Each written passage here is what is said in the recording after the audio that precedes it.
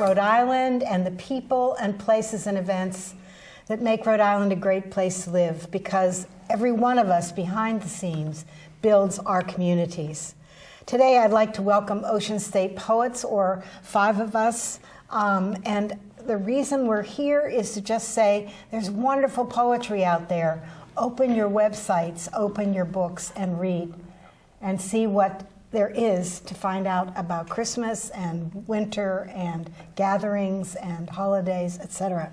This is Bill Carpenter, and Bill is a former sociologist, or still a sociologist, and now is a poet as well as a bird watcher and bird teacher and poetry teacher. So welcome, Bill. Julia Meylor has just retired and is enjoying grandchildren, but also working with an art project, with an art gallery. And we welcome you, and she's been writing poetry for a very long time. Former English teacher. Watch out. Okay, this is Ira Schaeffer. Ira has been with the group for a very long time, in fact, since its beginning.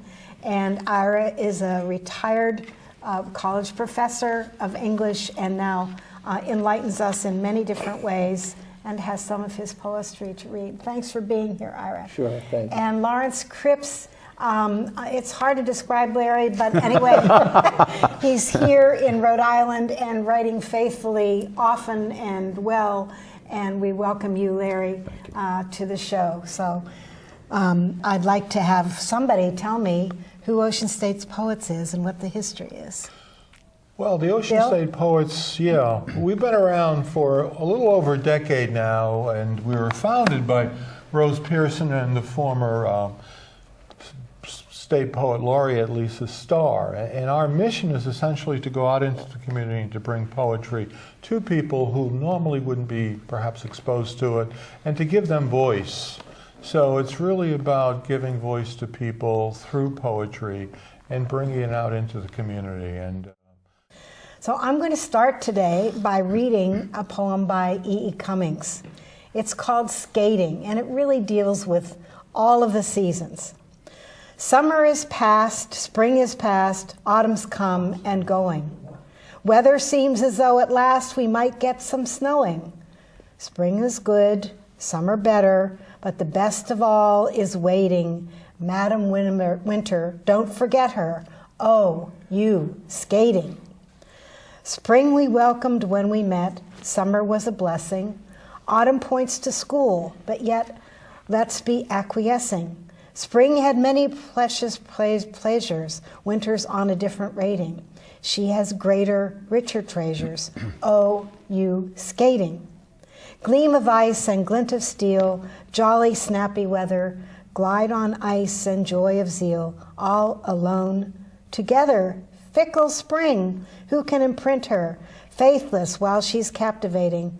Here's to trusty Madam Winter, oh, you skating. Bill, maybe we could start with you. okay, I'm going to read an older poem that was published in this. It's called The Joyous Season, so it's a collection of Christmas poems. And this is, as I said, an older poem. It's called Geriatrics, and it's about living with aging parents. Geriatrics. The collective age of my parents is 171 years. Add to that my aunt's 78 years, and you can imagine what my holiday weekend was like. On Christmas Eve, when no creature should be stirring, I heard a muffled crash followed by a faint help. My aunt, unable to find the light switch, sat helplessly on a sofa-sized pillow where she'd fallen down and couldn't get up. Hovering over her like an archangel, I spread my wings and levitated her to a standing position. On Christmas Day, after gift exchange, my mother slipped into a clutter of open boxes, wrapping paper and bows. Positioning myself like a mobile Hoyle lift, I hoisted her from the waist, swiveled and deposited her safely into a chair. I'm often called on to restore my octogenarian parents, to vertical positions. Once I found my mother fallen forward onto her hands into an open closet with her bottom high in the air, like the breakaway rear end of a pantomime horse. I'm forever milling around them as they get in and out of cars, straddle a step or curb, walk the trodden grass from auto to doorstep, or rock themselves upright from a deeply cushioned couch.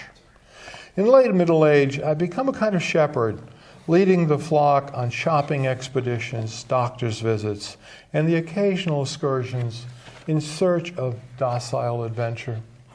Payback, I suppose, for all their heavy lifting in my childhood and adolescence, and not such a negligible role, this playing at guardian angel. Sometimes I even think of myself as a literally grown-up version of Holden Caulfield, living out a geriatric version of his fantasy job, The Catcher in the Rye. Julia, what do you have? I have one. So I go back to childhood. When I think of holidays and Christmas, I grew up in the Midwest in Iowa, where, as you'll see in this poem, we have no hills, so we make do. So this is called On Peterson Hill. This icy leftover of ancient glaciers mirrors a china blue plate of sky that looks down on Iowa fields. Bitter northern winds slap against the rise, dotted with red-faced young. These prairie children don't know mountains. Nothing here leaps up to hamper their gaze. They don't learn to strap on skis to booted feet, or slice down black diamond trails one by one, or control their speed by a turn of ankle. This slope is best for tractor tire inner tubes that hold swaddled rumps a dozen at a time. These riders learn to pull and expose limbs and lock arms as they bounce recklessly against the slippery crust of winter. They learn that the last one on flies off first, and bottom is safest though bruised for days. But what they love most is this frozen moment when one sudden bump suspends them all above blue ice, holding each other's breath. Those were large inner tubes. Tractor tires are humongous, and I'm serious about 12 kids, 12 little kids bouncing on that thing. Yeah, it was insane. It was very dangerous too, actually. It was a lot of fun. I can still not ski very well at all. I'd rather go down the snow on my butt. It's probably more fun, more grounded, so to speak. Grounded, yeah. Okay, Ira. So I always felt during the winter time, and I felt a pleasure in building snowmen with my children, and then I realized that, you know, it just sort of what happens when it gets warmer, and what happens to the snowman, and the question is it like Frosty? Do they come back next winter, or is it something else? So I was thinking about what it would be like to be a snowman. A snowman's lament. Long ago, when little hands gathered me up and joyful voices sang, I was whole and content in a white, white garden. I was grateful for my vaporous breath as I watched the distant sun touch each snowy branch and light the shiny icicles hanging from the eaves. Those first nights beneath the dazzling stars and moon, I was filled with an exquisite stillness, feeling part of a unified design. The heavens were my body, the snowflakes my mind. Now, with lengthening days and warming sun, the whiteness recedes, and the upstart bulbs force their way through the softening snow, while I suffer the persistent puddling drip, melting my crystalline structure. Oh, who will mourn for me as my coal eyes go pasty and my carrot nose wilts?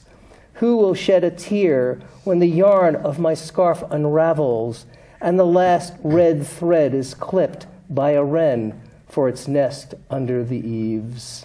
Very sad. Oh. Never look at a snowman again. So. Larry. I wanted to read a piece that is somewhat religious in tone, but is really, I think, a spiritual take on religion. And it's called In the Great Silence. In the beginning was the silence, and from it came all things. In us we created the task to name all things, and by so doing, to judge them. In its serpentine grind we say this one is lowly, we say it is bad, a creature of evil. In sweeping arches this one flies over us, a fable for us to court, an aesthetic to emulate. In our self-contempt we say we sin, and look to the heavens to appease and forgive. In the seldom heard great silence, a nameless joy awakened both low and high, and we gave the name God. And so naming, infinite became finite, relegating all to less than, and us to lack. In this lack, we suffer. Suffering becomes longing, while the silence quietly speaks of no end and no beginning. Bill, we're back to you. I'm going to read a poem, and I'm reading all my own poems, but this does start with an epigraph that, epigraph, right? Yeah. That's from Annie Dillard, one of my favorite authors. But and Annie Dillard made the observation that Europeans at one time thought that swans and snow geese wintered on the moon. So this poem kind of takes off with that idea and kind of imagines what that might be like. So lunar winter. They must have witnessed an ascending migration, silhouettes rising along a lunar trajectory, imagining their pale grace over the sea of tranquility, swans casting long-necked shadows, geese honking in victory flight, their gossamer slow-motion descent, or free fall, like pieces of alabaster into a windless world, embossing starry craters in ageless powder. Their wings inferior to a newfound ability to leap among rocks in this ghostly garden, surviving on starlight, camouflaged against all threat of discovery, dreading the cold new moon darkness, rejoicing in its full moon warmth, while looking back at that marbled blue orb and wondering whether they'd be able to find their way home in time for spring. A poet can take many different viewpoints. Is that true? I mean, Yeah, sure. You were just a snowman. You were just a geese. You were before the world and after the world. You were still a child. Yes, I mean, still it's so interesting what poetry can lead us to. And if you really take time to listen to it or to read it out loud and hear it, it just seems that it gives you a new viewpoint, doesn't it? And certainly... It does. I mean, it's kind of a persona poem, we call it. And Yes. You can assume almost any, it could be this table, I suppose. Although I don't think I'd want to go there. a little stiff. Julia, how about you? So for me, winter a lot was traveling home. And this poem by Naomi Shihab Nye talks about that too. It's one of my favorites. It's more of a kind of a story poem. But I remember her reading it out loud, and so it just sticks with me. It's called Gate A4. Wandering around the Albuquerque airport terminal, after learning my flight had been delayed for 4 hours, I heard an announcement. If anyone in the vicinity of Gate A4 understands any Arabic, please come to the gate immediately. Well, one pauses these days. Gate A4 was my own gate, so I went. An older woman in full traditional Palestinian embroidered dress, just like my grandma wore, was crumpled to the floor, wailing loudly. "Help," said the flight service person. "Talk to her. What is her problem?" We told her her flight was going to be late, and she did this. I stooped to put my arm around the woman and spoke to her haltingly. The minute she heard any words she knew, however, poorly used, she stopped crying. She thought the flight had been canceled entirely. She needed to be in El Paso for major medical treatment the next day. I said, "No, we're fine. You'll get there just later. Who is picking you up? Let's call him." We called her son, and I spoke to him in English. I told him we would stay with his mother till we got to the plane and would ride next to her, southwest. She talked to him. And then we called her other sons, just for the fun of it. Then we called my dad. And he and she spoke for a while in Arabic and found out, of course, they had 10 shared friends. And then I thought, just for the heck of it, why not call some Palestinian poets I know and let them chat with her? This all took about 2 hours. She was laughing a lot by then, telling about her life, patting my knee, answering questions. She had pulled a sack of homemade mamoul cookies, little powdered sugar crumbly mounds with dates and nuts, out of her bag, and was offering them to all the women at the gate. To my amazement, not a single woman declined one. It was a sacrament. The traveler from Argentina, the mom from California, the lovely woman from Laredo. We were all covered with the same powdered sugar and smiling. There was no better cookie. And then the airline broke out free beverages from huge coolers, and 2 little girls from our flight ran around serving us all apple juice. And they were covered with powdered sugar too. And I noticed my new best friend, by now we were holding hands, had a potted plant poking out of her bag, some medicinal thing with green furry leaves, such an old country traveling tradition. Always carry a plant. Always stay rooted to somewhere. And I looked around that gate of late and weary ones and thought, this is the world I want to live in, the shared world. Not a single person at that gate, once the crying of confusion stopped, seemed apprehensive about any other person. We took the cookies. I wanted to hug all those other women too. This can happen, and this can still happen anywhere. Not everything is lost. To hear her read it too was amazing. Yeah. Thank you. And That's gorgeous. Naomi Shahid is someone to follow for any age child or any age adult. Thank you very much, Julia. That was beautiful. That was beautiful. Ira. Okay, so I have a small poem, sort of hot off the presses, and sort of this is the my sense of winter now. In winter, the bare trees, my aging face, the wasted years, my pulse begins to slow. The loss of her loving body, her fragrant hair, drifts inside this globe, a fireplace with sleeping dog, and a lifelike figure, unaware of the falling snow, the pretty snow, the gentle snow, the snow that covers all.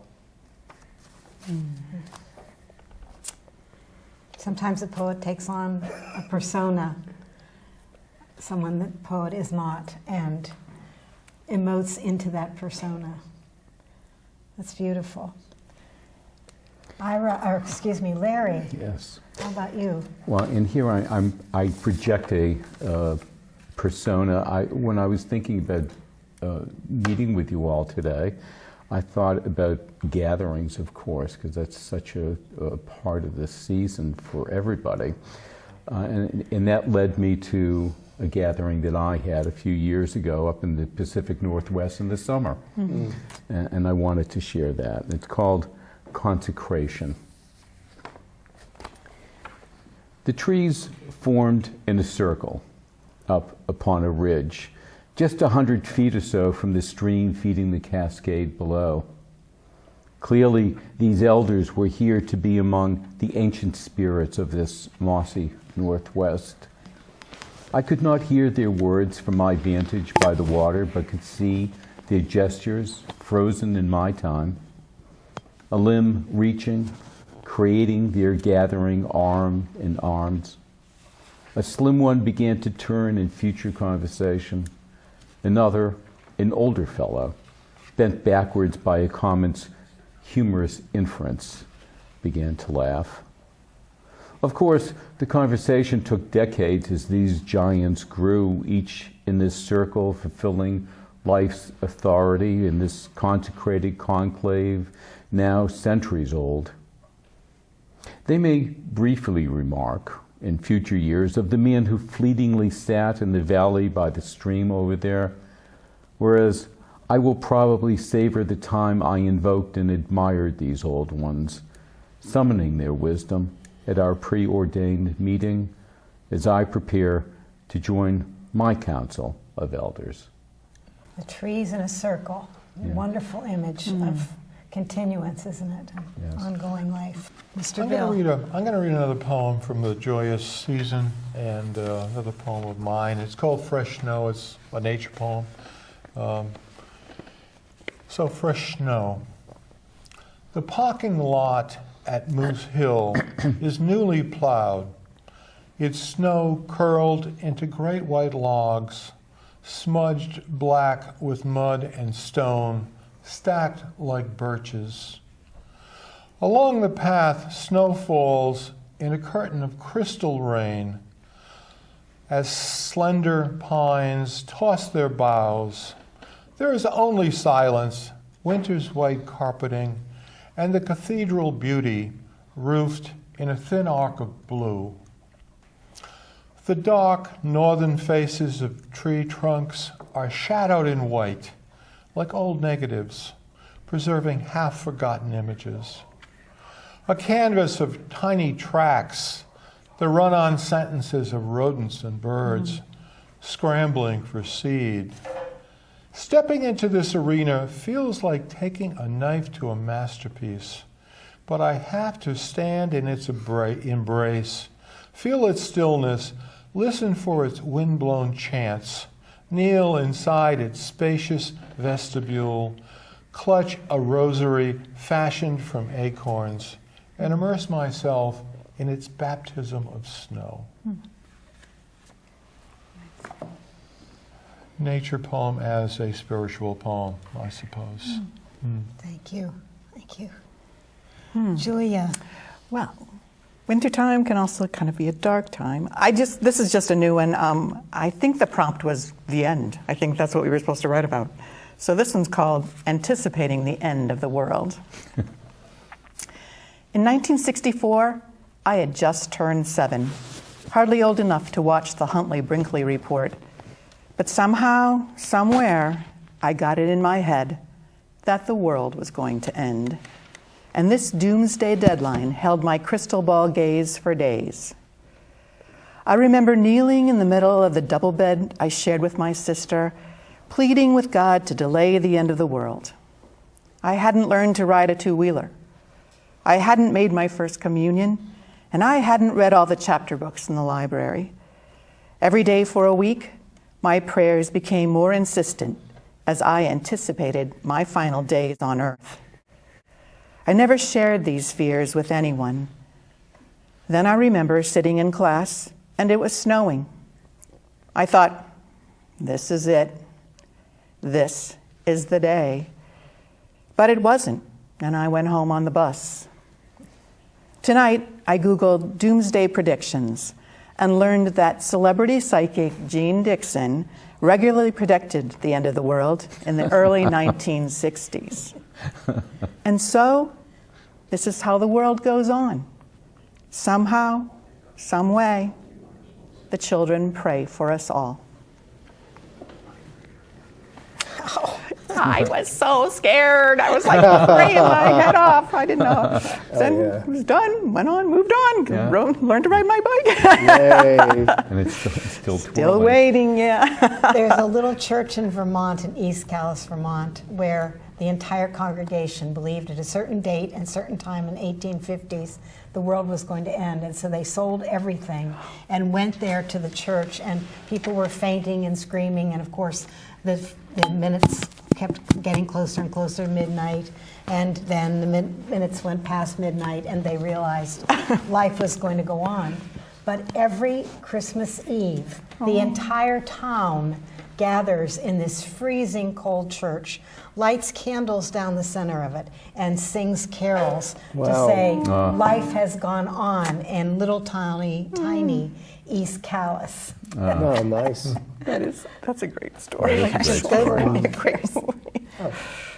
Ira, you have a wonderful poem about the snow and about what frozenness reveals about life and the relationship between animal life and human life. So I wonder if you'd read that poem. Oh, please. certainly. This is called Late Winter. We followed an arc of bare trees around the frozen pond's edge. The ice was glaring its cold fire. We were pilgrims ready to walk on water, hungry for truth. Death appeared first, a muskrat, unblemished and holy. We knelt, touching its soft fur, seeing all the wild, dark eyes that flash and must die. Their pain found its way, waking our torpid hearts, asleep in the long wait that feigns death. We felt the sky flatten like the amber leaves underfoot, sheathed in a dangerous quiet. Barely breathing, we pushed on. Shaking off thought with each step, we headed towards a strange incandescence coming from an island. Some artist had suspended from tree branches light bulbs with long, thin wires soldered to their silver tips. With tungsten intact, they seemed ready to voice a stark mystery. We listened. The sky spread its colors as we imagined standing on the far shore, watching the sun ignite each globe, then touch the two figures, coming to life like the first beings, radiant with wonder. You know, you almost have to hear poems 2 or 3 times, don't you, to really Yes. allow them to get into your mind and change you a little bit. But thank you, Ira, that's Sure. beautiful, and I Thank hope you. we all listen to it several times. Larry, I want to thank you and everyone for the poems that you've put so much thought into. And thank you for this opportunity, Juliana. Yes. Dealing with the world. Love it all.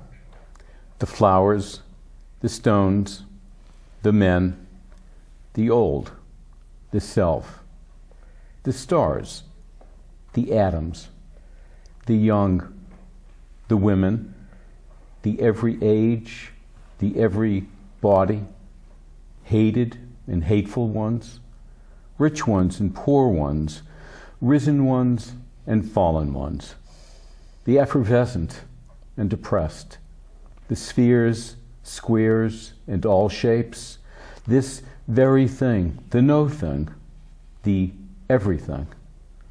Love them all as one is who they are. What a really good note to end on. I just want to say that this year I'm experiencing birth and life in a new way. I have a new grandson who I haven't met, but I'm seeing him online all the time. And somehow it makes this story of this holy time even more real, because such new life comes into our family because of this little one, who's just so unaware of the cosmos or his parents or anything else, and he's just learning to look. He's only a month old, so he's looking at his mother's face and his father's face. And someday he'll look at his grandma and grandpa's face. I feel like I'm learning Christmas anew, that I'm trying to understand how this wonderful moment comes into each of our lives and allows us to see life in a new and refreshed way, even in this old, tired world. And I also heard Neil deGrasse Tyson recently, the astronomer, and I heard him say that there are more than 90 million galaxies, and that astounds me. I can't grasp it. But into that cosmos, we say, one came, or our one came, or my grandson came. There is a whole world out there, there's a whole cosmos out there, and this is the season, right in this winter time when things seem frozen and we find life. That's this time of year. And so I wish you all the best of holidays, the most wonderful family gatherings, and poetry that lets you rethink your own life, if not new birth as well. Thank you for watching. Good news is right around your corner or right in your home, and you're making it.